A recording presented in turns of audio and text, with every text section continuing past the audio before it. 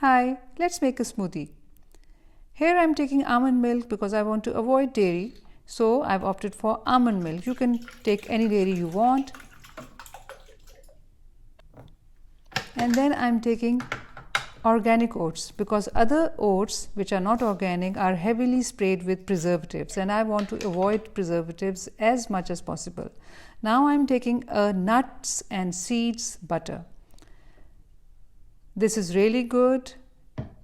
Nuts and seeds both are very good for our health. They give us all the vitamins, minerals we need, especially for women. And I'm tasting it as well. Okay, these are the only blueberries that were left. I'm using them. And figs. They are a really good source of fiber and low in sugar and good for constipation. Some more almond milk, and let's blend it.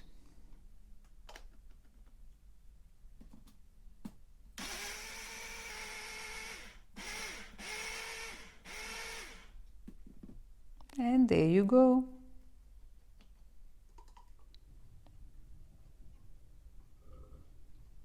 Just checking if it needs anything else. No, it's fine. Let's take it in the glass and enjoy it. This is not a full glass. Quantity control is a must.